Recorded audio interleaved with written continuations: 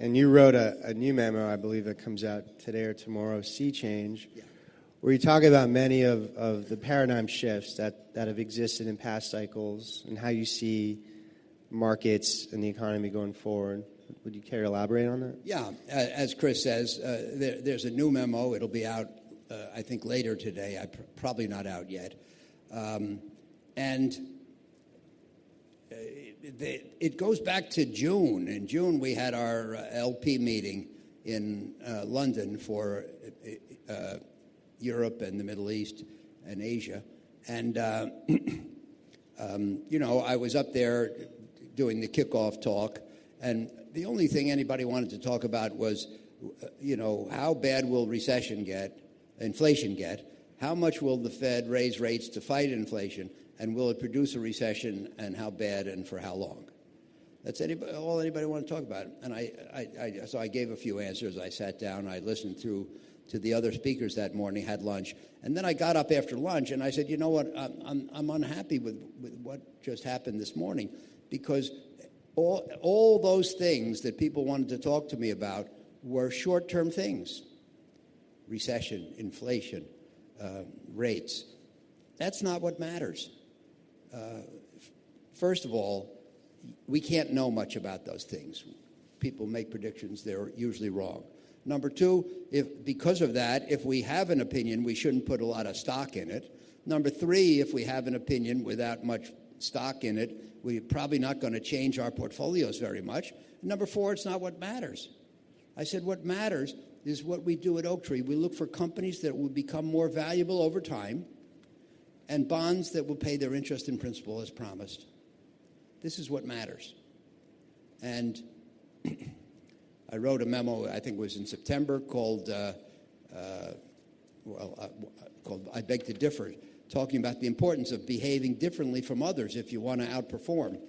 You can't obviously think the same and act the same and expect to outperform. And I concluded by saying one way you can outperform is by being a long-termer, because so many people are short-termers these days. And I talked about the June experience. Then I wrote a memo called The Illusion of Knowledge, about the folly of forecasting, much of which surrounds short-term events.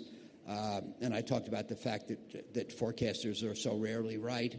And then I wrote one called What Really Matters, and I talked about 5 things that don't matter: short-term events, short-term trading, short-term performance, volatility, and hyperactivity. And then I just put this one out today talking about the recent past and the future. And as Chris says, we have been in a very unusual environment for most of the last 40 years, and certainly for the last 13. 40 years ago, in 1980, I had a loan outstanding from a bank, and I got a slip of paper which said the rate on your loan is now 22 1/4.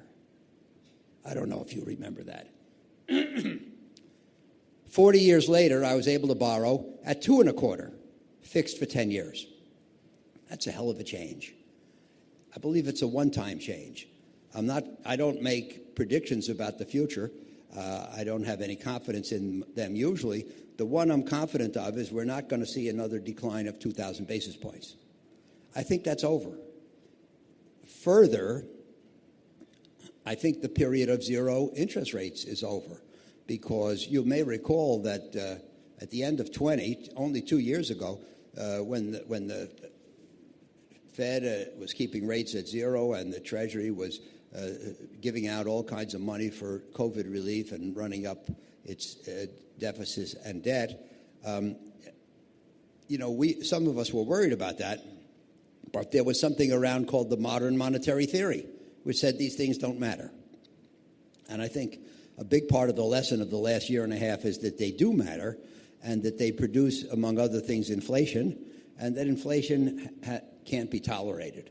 So I think the Fed has to stay more balanced in the future and not have rates at 0 or 1 and prevent inflation from catching on. It's hard to extinguish inflationary expectations, as I think we'll see. It was very hard in the 70s and early 80s, I think it'll be hard, and I think that the Fed will stay with high rates, and as Powell has said, raise them gradually, but maybe for longer than most people expect. If you look at the last 13 years since the end of the global financial crisis in 2009, what have we seen? Highly stimulative Fed, which was possible because inflation was dormant, rosy economic outlook. We had the longest economic recovery in history, very few bankruptcies and defaults in the credit universe where I work, eager buyers, happy holders. The dominant fear was FOMO, the fear of missing out. Nobody worried too much about losing money because they did count on a Fed put or something like that. Very easy to raise money. Companies could get money for any purpose. Zombies were kept in business, companies whose debt service exceeded their cash flow. And the lowest interest rates in history, narrow credit spreads, the lowest prospective returns in history for credit instruments. And that's the world we lived in since the end of 2009. And I gave a speech to clients from October of 2012 until February of 2020 entitled Investing in a Low-Return World. We were in a low-return world, especially in credit folks and bargain hunters, and value investors suffered along with that. And how was a client supposed to make a good return? Most of my clients are institutions that need something like 7. How are you supposed to make that in a low-return world where cash is 0, treasuries are 1, high-grade bonds are 2 to 3, high-yield bonds are 4 to 5? And the answer is you had to push out into riskier strategies. And so we saw, in particular, enormous flows into private equity as presenting the solution. Anyway, I think that we're in the process of reversing that. We don't have an expansive Fed anymore because inflation is now at a 40-year high, although I did see a headline this morning that it seems to be easing a bit. We don't have a rosy economic outlook. Most people assume that the interest rate increases that the Fed has made and will make will produce a recession within the next year or two. In this climate, there should be bankruptcies and defaults. It's not easy to raise money today, and it probably won't get easy. The banks are hung with these bridge loans, making life difficult for them. And so today we have hesitant buyers, uncertain holders, fear of actually losing money, not just missing out on returns.